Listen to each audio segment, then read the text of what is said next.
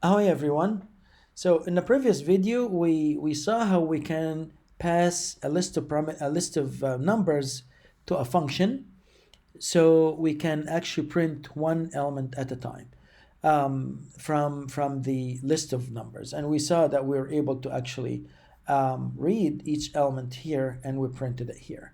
Now I want to show you how we can actually define a function um, that will sum the elements of that list, as we also demonstrated during class as well.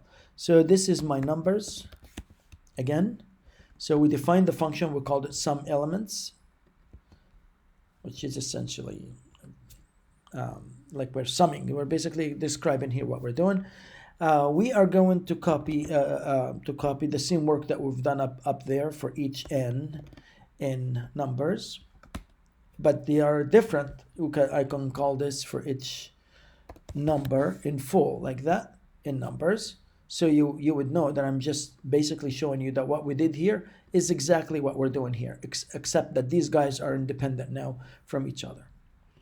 Now I'm going to have this function has a sum that let me call it total sum that starts with 0, right?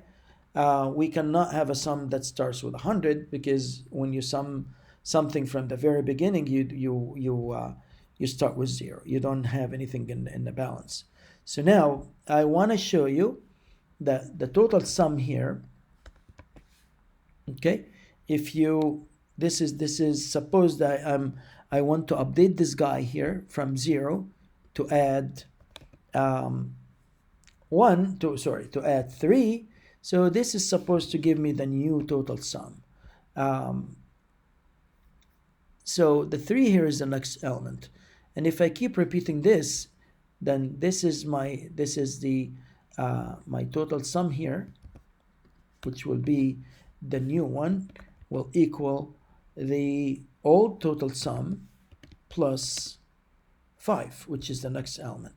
If I continue to do that, I'm going to add 3, 5, that's 8, 9, 14, plus 7, 21, plus 8, 29.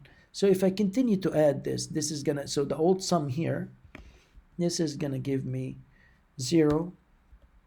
So sorry, this is the old sum right here.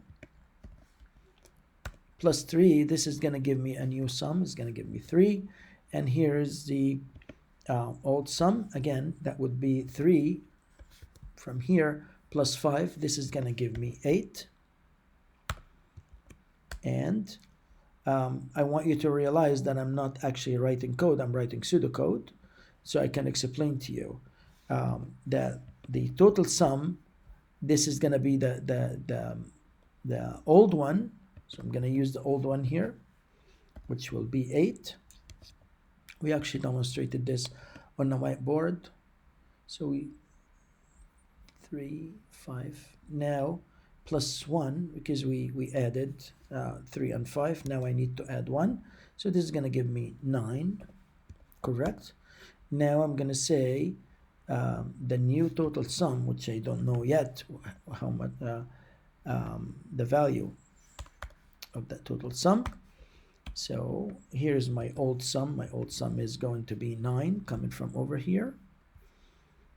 9 plus 5 again, correct?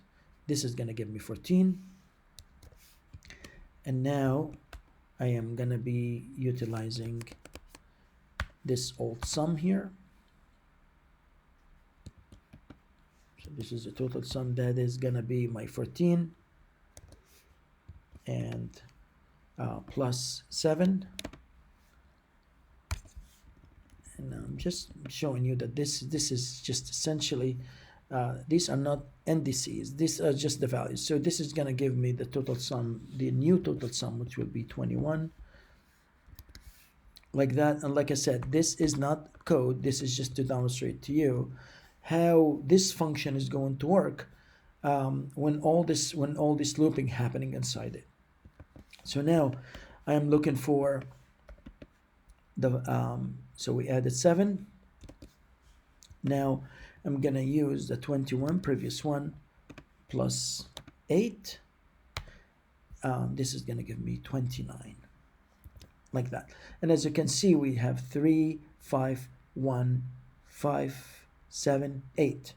So now if that would be exactly the sum that we are expecting. So I'm going to comment this out because this is not a code. Remember, I told you that that's not a code, that's pseudocode. Now I want to show you how we do this. So I'm going to use this total sum. I'm going to write the code now. Here's the total sum. That will be the new total sum. It's going to come from the old one plus that number here that we're iterating. Like that. And if I do this right, then I exit out of the loop so I can stop the continuation of the process, and then I can return the actual sum, the actual total sum after I'm done.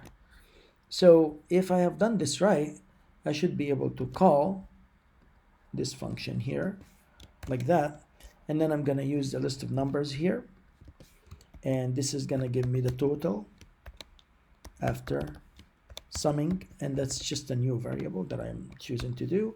And if I print